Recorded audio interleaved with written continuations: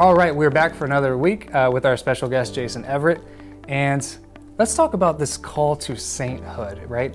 And that some people think that that's just called for, the religious, the super holy people, but really every person is called to this universal call of holiness. So tell us a little bit about that. Yeah, a friend of mine is always reading books about saints, and when I saw him recently, I said, "Oh, you reading any good new ones?" And he said, "Oh yeah, right now I'm reading about saints and addictions." And I'm like, "Oh, cool, like saints who help people with addictions." And Right. he said, "No, saints who are addicts." And I'm like, "Well, I don't remember reading about any of those." He said, "I'll read about this guy."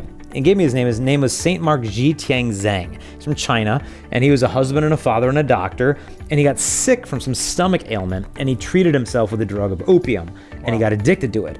And so he goes to confession, and the priest absolved him, and he fell back to the addiction. Went back to the priest, back to the addiction, back and forth, to the point where the priest said, "Look, you're obviously not sorry for this, sorry enough to stop, and so don't receive Holy Communion anymore, and don't even come back to confession until you overcome it." Wow. Which is really not the best pastoral advice, but Mark went with it, and he didn't come back to confession. He continued going to Mass, not receiving the Eucharist for a year away from the sacraments, 5, 10, 15, 20, 30 years away from the sacraments, and he started praying that he'd receive the grace of martyrdom, so he didn't know how he'd get to heaven otherwise. Right.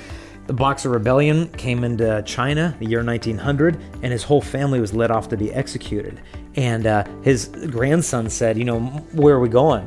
And Mark said, "We're going home. We're going home." They were brought to the place of execution, and the executioners beheaded his entire family. Wow. And he asked to be last, so that no one would die without him.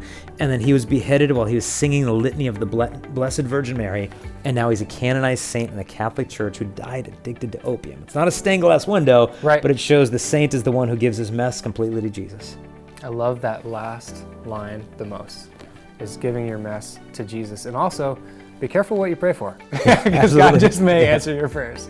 We'll see you next week for one more week with Jason Everett.